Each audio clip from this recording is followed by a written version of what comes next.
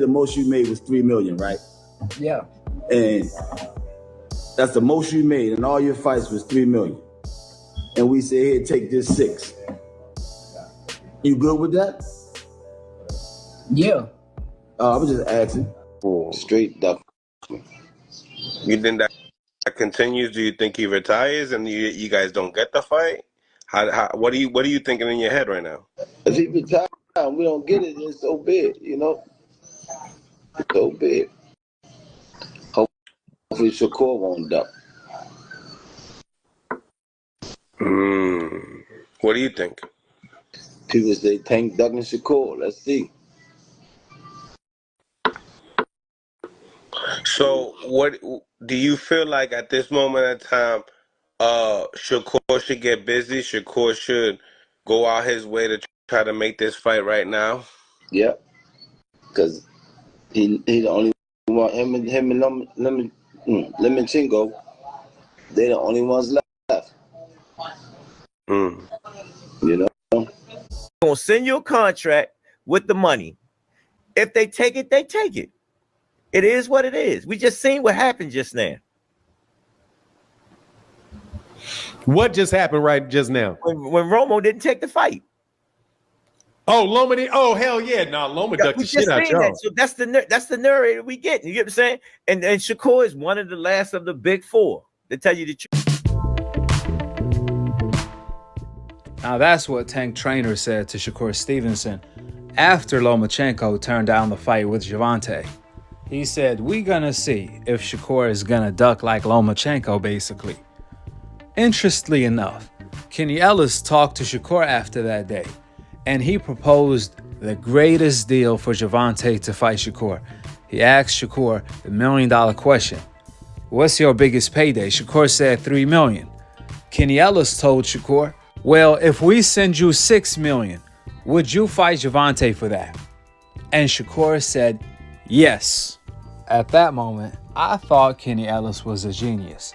He was a mastermind for being able to get Shakur to agree to a number publicly. This wasn't the negotiations table. So to have Shakur to agree to a number publicly, a realistic number to fight Gervonta, I mean, Kenny Ellis did a better job than Gervonta managers and promoters, for real. Because I'm not sure if they were going to be able to get Shakur to agree to $6 million at the negotiations table. At least not Shakur team. Shakur probably will, but not Shakur Stevenson team. Therefore, for Kenny Ellis to do this publicly and for Gervonta not to capitalize on it tells you how much respect Gervonta has for Shakur, whether he likes to admit it or not. After all, Gervonta said Shakur doesn't have any technique. He don't have good defense. All he does is run, and his offense is predictable. He do the same thing over and over again. That's what Tank said about Shakur. But ironically, when the Lomachenko fight fell apart, when he turned down a fight with the Tank by pulling out of negotiations, at the same time, Shakur became a free agent. However, Gervonta did not send Shakur an offer like Kenny Ellis was saying, we're gonna see if Shakur is gonna duck like Lomachenko. Why say that if Gervonta is not gonna send an offer? To be specific, if Gervonta is not gonna send Shakur an offer like he did to Lomachenko. What's the point of Kenny Ellis saying all of that if Gervonta is not on the same page as him? It seems like Gervonta's entire team are on different pages in different books. That's how they talk. Everyone is contradicting the other. Kenny Ellis, he did a great job negotiating publicly, which I thought it was a deal of a lifetime. You telling me all Gervonta has to do is send Shakur an offer for $6 million flat, and he can get the rest of the revenue for himself. All of it. Man, you can't get that type of deal anywhere else for a mega fight like that. Remember, when Devin Haney was the undisputed champion in the lightweight division, Shakur turned down an offer for a 75-25 split on the entire thing. Shakur wanted more than 25% of the entire revenue to fight Devin Haney for undisputed, which would have had made him the man if he beat Devin. However, Shakur is willing to fight Gervonta for less than 25%, only $6 million, while Gervonta can keep all of the rest of the money. Now, I know for certain, if Jay Prince is negotiating a deal right now with Gervonta for Shakur to fight Tank next, he will not agree to a $6 million flat fee for Shakur to fight Tank. Absolutely not. Nor will Andre Ward. But last time I checked, Andre Ward is not the manager, so he don't count. Let's stick with Jay Prince. Jay Prince, he gets 20% of whatever Shakur is making. So 20% of $6 million. That's only $1.2 million for Jay Prince. Therefore, I see Jay Prince trying to talk Shakur Stevenson out of this deal. Now, it all depends if Jay Prince views Shakur as the Floyd Mayweather of today. If he really believes Shakur can beat Gervonta, then he's going to take the gamble. Because if Shakur does beat Gervonta, then of course the investment is going to pay off. Shakur is going to be the man, beating the man who is currently the face of boxing. By doing so, Shakur is going to be the face.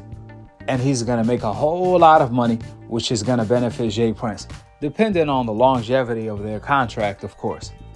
But if Jay Prince doesn't believe that Shakur can beat Gervonta, therefore Jay Prince, who's the manager of Shakur, is going to look at the Gervonta fight as a cash out fight, maximizing the revenue before cashing Shakur Stevenson out.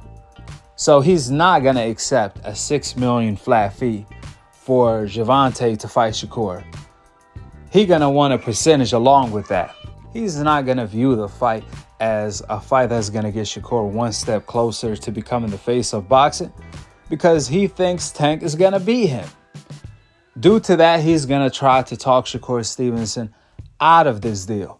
Shakur, as the final boss, is the one that's going to have to stand on business and accepts the fight by gambling on himself, by believing on himself, by convincing the team that he can beat Gervonta.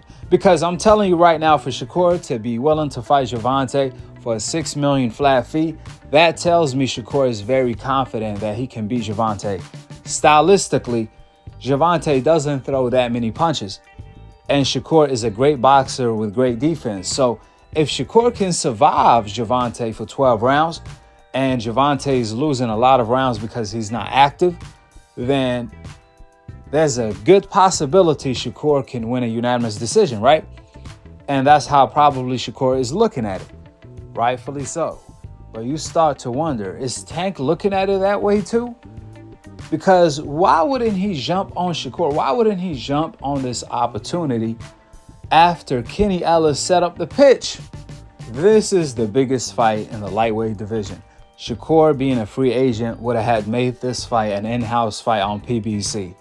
Gervonta, along with PBC, would have had made a lot of money because all Shakur is asking for is a $6 million flat fee. This would have had been a great opportunity for Gervonta. This was a bigger fight than the Lomachenko fight, a more significant fight because Shakur is undefeated. Lomachenko is a southpaw. Shakur is a southpaw. So Tank was still on track when it came to that. The only reason at this point, or at that point, Gervonta wouldn't entertain the Shakur fight, despite Gervonta saying that he want to fight Shakur, at the moment in time, Gervonta is still not trying to even look at Shakur Stevenson way by sending him an offer to see if he's bluffing or not. You guys have to remember, today's price is not yesterday's price, and today's price is not tomorrow's price. In a business sense, Kenny Ellis pretty much put Shakur Stevenson in the corner and told Gervonta to swing on him. However, Gervonta wouldn't swing. Why? Is it because Shakur is going to swing back and perhaps he may win? Is that what Tank is thinking? Because whether people want to say Shakur is not going to accept $6 million to fight Gervonta, it don't matter. As long as Gervonta sent Shakur that $6 million offer, at that point, Shakur would have had been to blame for turning down the Gervonta fight prime for prime and the fight not taking place. because it was Shakur who accepted to fight Tank for $6 million publicly. He can't go back to change his mind behind closed doors. It's not going to work, and it's not going to matter. The fans won't care about that because Shakur gave his word to Kenny Ellis. And that's my point. Shakur being the boss, Jay Prince would have had to listen to Shakur. Shakur already gave the number publicly. You can't take that back. So I felt Gervonta fumbled the greatest deal that was negotiated online, publicly. Why, if you may ask?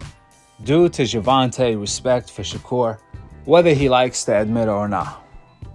With the opinions out of the door and the facts laid out on the table, go ahead and drop your thoughts in the comment section below. Subscribe below, and to be continued on the next episode of Akhi TV. Peace out. Wa alaikum assalam wa rahmatullahi wa barakatuh.